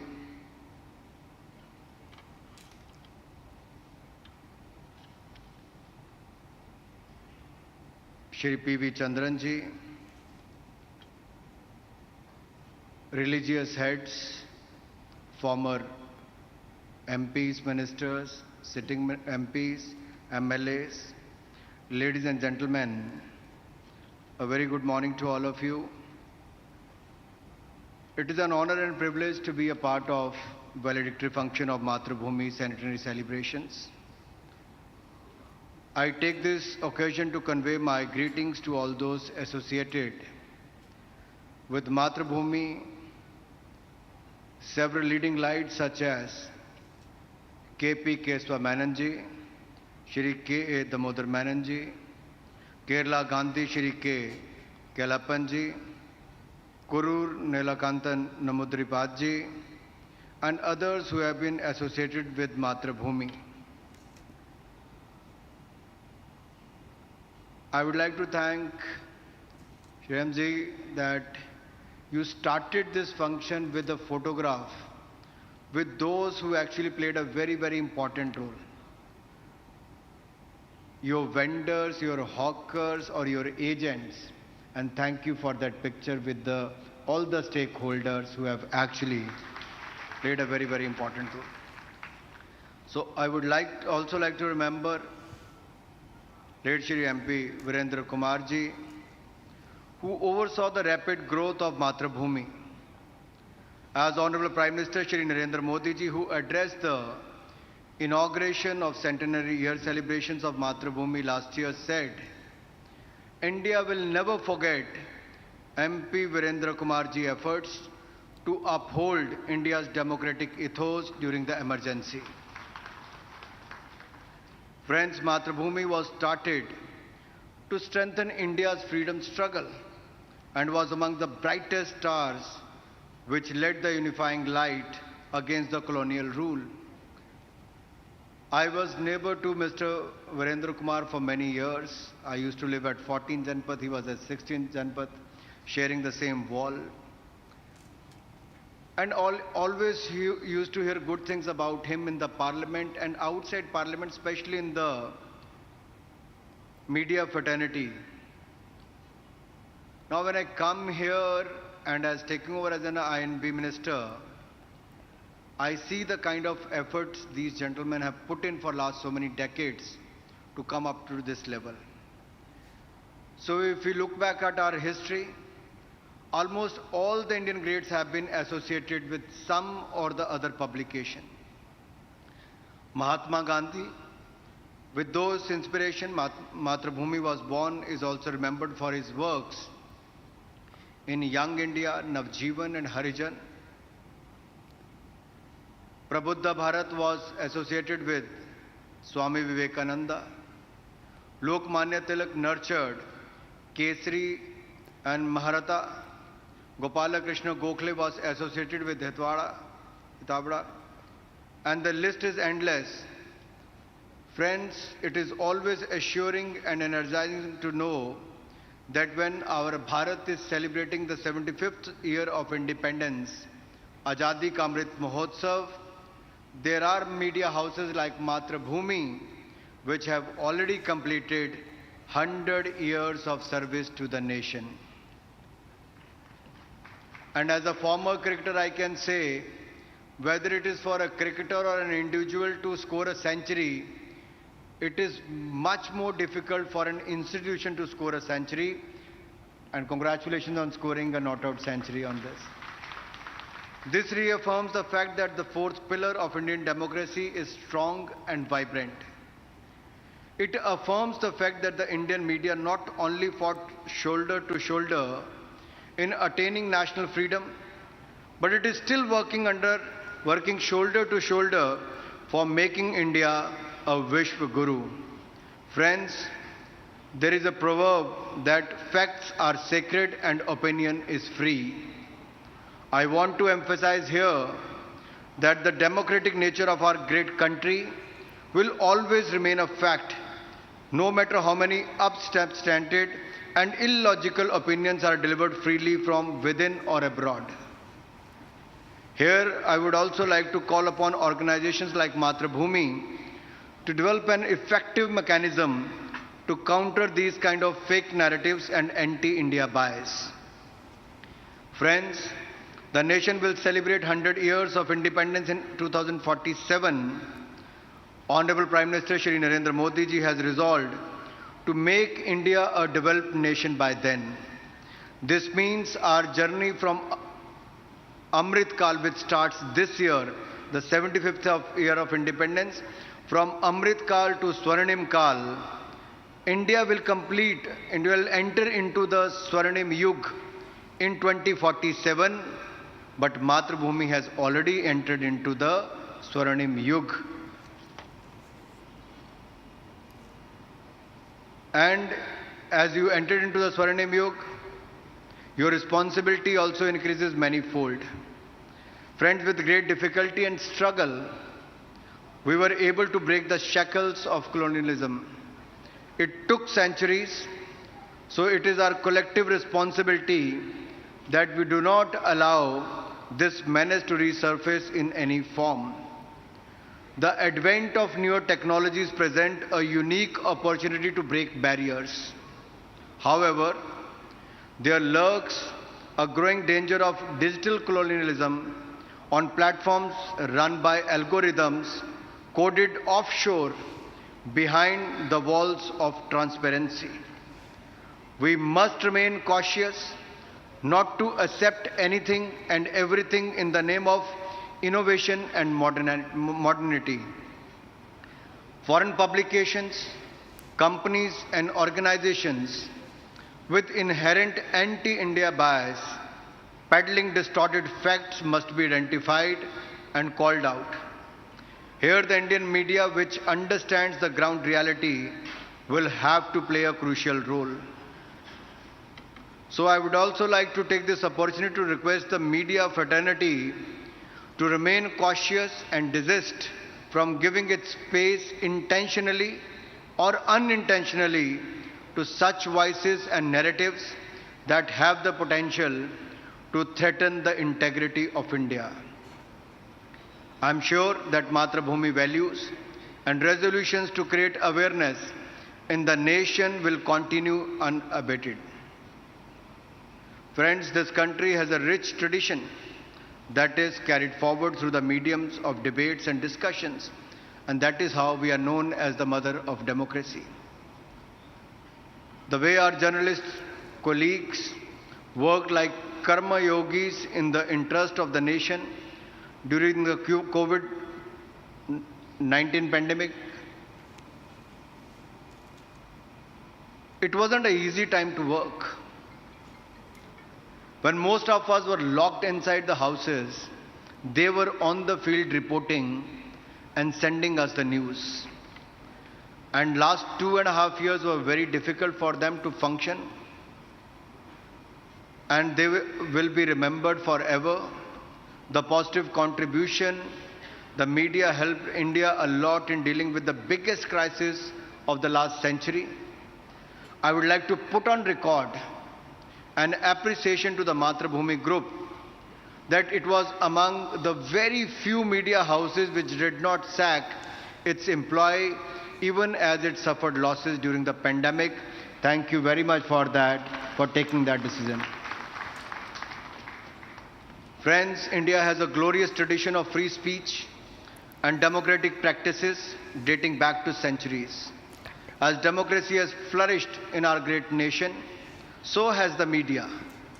Free speech in India is a commitment of its robust institutions.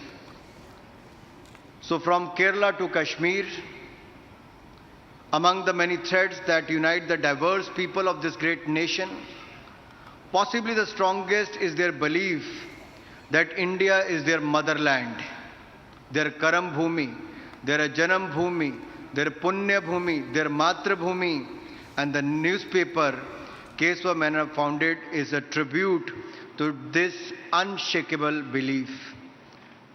Unfortunately, And I mean it literally. There are some who do not believe so. For them, India is not their motherland. They have a fatherland, which is a foreign country, from where they derive the foreign ideology.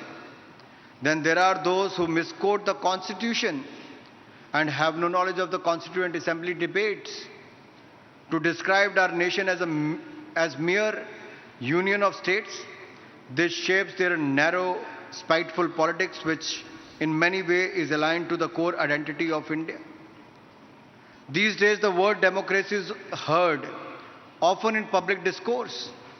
A noble principle of governance has been reduced to a fashion statement by those who have constantly tried to weaken democracy and its institutions in our country.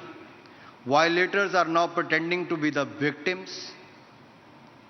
And we must remember that unlike Western countries, democracy is not an artificial implant on India. It is an integral and indestructible part of our civilizational history.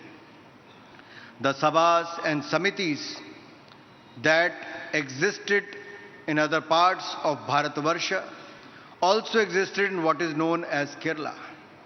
Democracy existed then, it exists now, and it shall exist in the future too.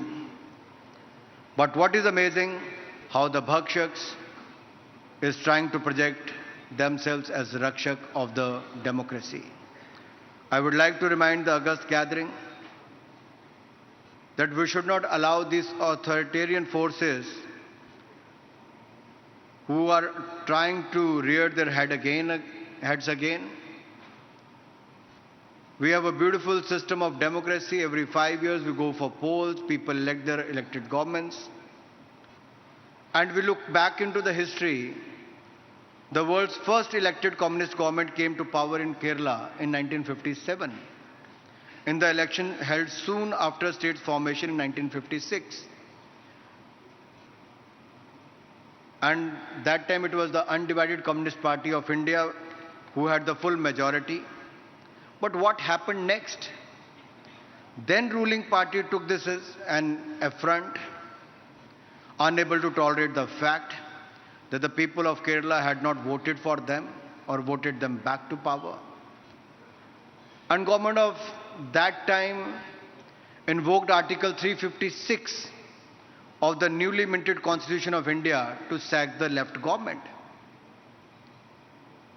And the Congress got away with impunity. It was the first gross misuse of the Constitution. Subsequently, they abused Article 356 to sack 93 state governments, striking blow after severe blow to the democracy in India, pulping political diversity and making political differences a punishable offense. The left may have forgotten, but India hasn't. The reason why I'm saying this is, this 100 years of journey of Mathrubhumi has seen many shades of our democracy. Many attempts to dethrone the elected governments. We are gathered here to celebrate the fine journalism of Mathrubhumi. It is important to reflect on the impediments that are placed in the path of free and fair journalism by those who talk about, or those who talk a lot about, the traditions of democracy, but do very little to preserve those traditions of democracy, but only known for emergency. And we talk about the press freedom. We must and should take note of how offices and studios of news organizations are attacked and ransacked, as it happened recently, simply because they don't toe the government line. We should be concerned how journalists are attacked, as it happened recently, for defying their versions of the news to a particular ideology. Emergency reminds us what the media person have gone through, and Shyamji has rightly mentioned that Honorable Chief Minister himself was in the jail. At that time, Virender ji was also in the jail. Advani ji, Jetli ji and others were in the jail during the emergency period. The voices were curbed during that time. But I always thought news was news. And such outrageous assaults weaken democracy and its institutions. And that is shameless. Yeah. I think Honorable CM has to go to meet Rashtrapati ji.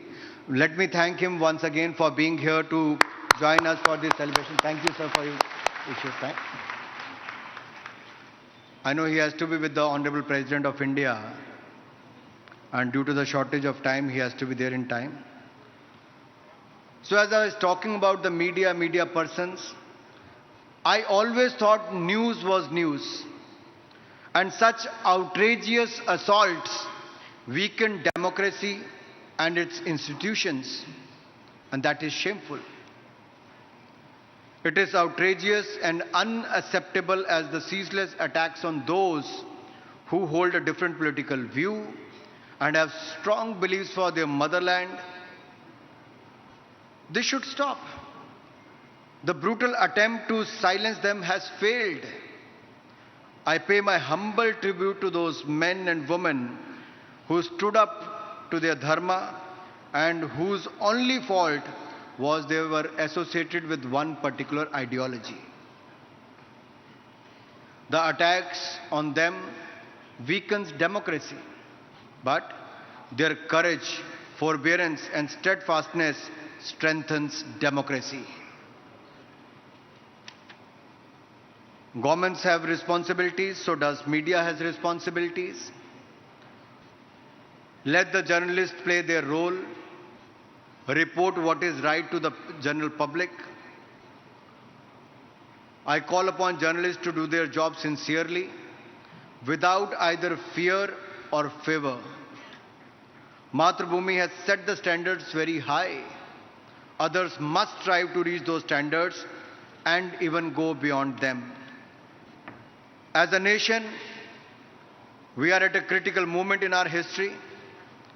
India is like a plane taxiing on the runway in preparation of takeoff. We are poised to take off as a global power with an economy that is the world's 5th largest and the fastest growing in the turbulent times. And I would like to remind the audience here, when we came into power in 2014, India was among the fragile 5 economies of the world. Today we are among the first 5 economies of the world. That is how we are progressing. We are the proverbial lighthouse on the shore of stormy seas, the glimmer of hope in a bleak global economy. The G20 year prepared us for that takeoff, and the world is looking towards India with a hope. We performed during the COVID-19 pandemic, even by administering 2.2 billion vaccines of 2.2 billion vaccines during the COVID-19 pandemic, free of cost to the Indians. Not only that, India has supplied vaccines and medicines to more than 150 countries in the world, living up to the expectations of Vasudev Kutumbakam, world is one family. And when India has the G20 presidency, our theme and motto is same: one earth, one family, one future. And not only this, if you look at the Sri Lanka crisis, it was the India who ran for the help. We were the first to help them. Look at earthquake in Nepal, India was the first responder. Look at Turkey and Syria, India is no more madad मांगने वाला, India madad देने वाला बन गया है. India has become the first responder now. That is how the image of India has changed. We are no more seeking, but we are trying to give aid to others. That is how it has changed in the last few years. So nothing must come in the way. Indeed, everything must be done to ensure takeoff is smooth. A rising India means rising Indians. And let us bear this in mind. Let us also see what we have achieved in the last 8 years. Because I was looking at the journey of Matrabhumi as an organization for the last 100 years, how they have gone through ups and downs, how they have adopted the technology, how the younger generation is going to adopt the technology and reach out to larger audiences, not only in this part of the India, but abroad as well. On one hand, technology is helping us to grow, and it is also throwing new challenges in front of us. But if I look at my government, Modi government, I see how technology has brought in transparency and accountability into the system. In just 2 years span, India has opened 450 bank accounts. 280 million debit cards are given to the poorest of the poor. Look at the UPI Bhim platform. 782 crore transactions worth 12.42 lakh crore rupees has been made in a month. We have the largest digital payment system in the world today. People are talking about this in America as well. During the pandemic time, with the push of a button, you can transfer fund to more than 50 crore people or 20 crore people at one go without any hiccups. We have given more than 90 million tap water connection in the last 3 years. We have given 96 million LPG cylinders in last 6 years. 500 million people are given the Ayushman Bharat Yojana, 5 lakh rupees free of cost medical aid. 800 million people were given free food grains. 800 million people. No country in the world could do so. We have done that for good 28 months by spending close to 4 lakh crore rupees. Not let any poor person die of hunger or COVID-19 pandemic. So even the vaccines and the food grain went free. So today we see a lot is happening in the country. If you look at our mobile phones, which you are recording, you using for your chats and all. India was the second largest importer of mobile phones 5 years back. In just 5 years, India has become the second largest manufacturer of mobile phones. Things are changing fast. Technology is helping us. And I'm sure Matrabhumi, with such a great experience and knowledge and a strong workforce, 100 years is not a short span. With the use of technology, you can use your archives and throw back to the younger generations what transpired in each decade.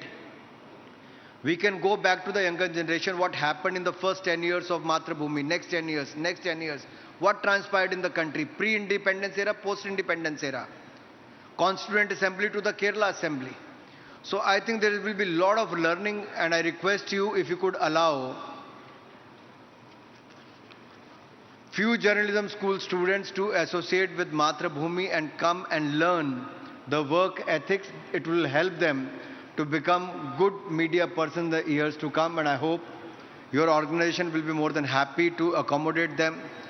They can do the internship with you, they can work for some time, and they will learn the good ethics of journalism from your organizations. Once again, my heartfelt congratulations to one and all who are associated with Matrabhumi, especially Mr. Shreyans Kumar, his entire team, family, and everyone for putting all the efforts for taking this to the next level. Thank you once again, and my best wishes for the future. Jai Hind, Jai Bharat. Thank you very much, sir. Requesting Director Digital Business, MS Mayura, to kindly hand over our token of love and gratitude to our Honorable Chief Guest. മുഖ്യാതിഥി ബഹുമാന്യനായ ശ്രീ അനുരാഗ് ഠാക്കൂർജിക്ക് മാതൃഭൂമിയുടെ സ്നേഹോപഹാരം നൽകുന്നത് Mathrubhumi director digital business MS മയൂര.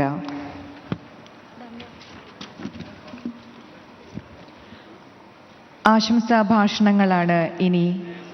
ആദ്യമായി ആശംസാ ഭാഷണത്തിന് എത്തുന്നത് മാതൃഭൂമിയുടെ ചരിത്ര പ്രാധാന്യമുള്ള എല്ലാ നിമിഷങ്ങളിലും ഒപ്പമുള്ള കേരളത്തിൻ്റെ ആരാധ്യനായ റവന്യൂ മന്ത്രി ശ്രീ കെ രാജനാണ്. ശ്രീ കെ രാജൻ അവർകളെ മാതൃഭൂമി ശതാബ്ദി ആഘോഷങ്ങളുടെ സമാപന ചടങ്ങിന്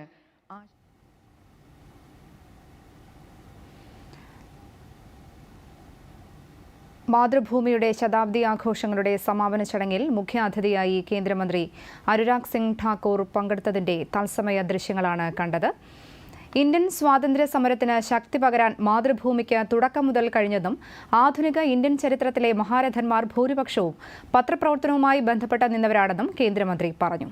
ചടങ്ങിൽ മാതൃഭൂമി ശതാബ്ദി സ്മരണിക എഴുത്തുകാരൻ സി രാധാകൃഷ്ണന് നൽകി കേന്ദ്രമന്ത്രി അനുരാഗ് സിംഗ് ഠാക്കൂർ പ്രകാശനം ചെയ്തു. മുഖ്യമന്ത്രി പിണറായി വിജയൻ പരിപാടി ഉദ്ഘാടനം ചെയ്തു. ഇടവേളയിലേക്ക്. ബാങ്കുകൾ, NBFC, ഡിജിറ്റൽ പേയ്മെന്റ് ഓപ്പറേറ്റേഴ്സ് എന്നിവയ്ക്ക് നൽകിയ പരാതിയിൽ 30 ദിവസത്തിനകം നടപടി ഉണ്ടാകാതിരിക്കുകയോ പരാതി നിരസിക്കുകയോ ചെയ്താൽ RBI ഓംബുഡ്സ്മാനെ സമീപിക്കാം. UPI വഴി പണം സ്വീകരിക്കുന്നതിന് ബാർ കോഡുകൾ അല്ലെങ്കിൽ QR കോഡുകൾ സ്കാൻ ചെയ്യുകയോ MPIN നൽകുകയോ ആവശ്യമില്ല. അങ്ങനെ ചെയ്യാൻ ആവശ്യപ്പെട്ടാൽ ജാഗ്രത പാലിക്കുക. കേരള, തമിഴ്നാട്, ലക്ഷദ്വീപ് പര്യടനത്തിന്റെ ഭാഗമായി രാഷ്ട്രപതി ദ്രൗപദി മുർമു ഇന്ന് രാവിലെ കന്യാകുമാരി സന്ദർശിച്ചു. തിരുവനന്തപുരത്ത് നിന്ന് ഇന്ത്യൻ വ്യോമസേനയുടെ ഹെലികോപ്റ്ററിലാണ് കന്യാകുമാരി തീരപ്രദേശത്ത് എത്തിയത്.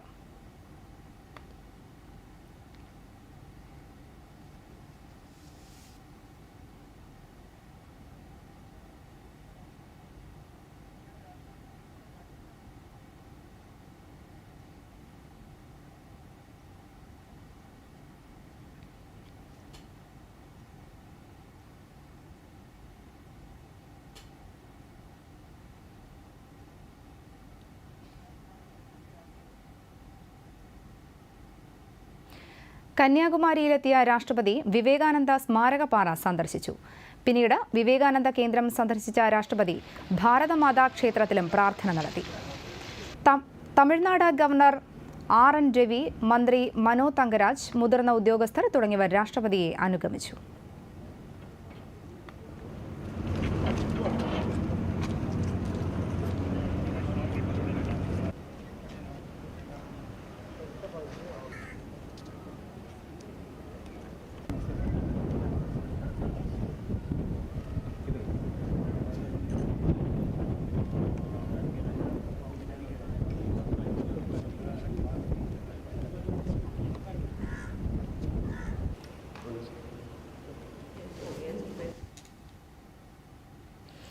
ഈ ബുള്ളറ്റിൻ ഇവിടെ പൂർണ്ണമാകുന്നു. വിശദമായ വാർത്തകൾ ഇനി 1 മണിക്ക്. നമസ്കാരം.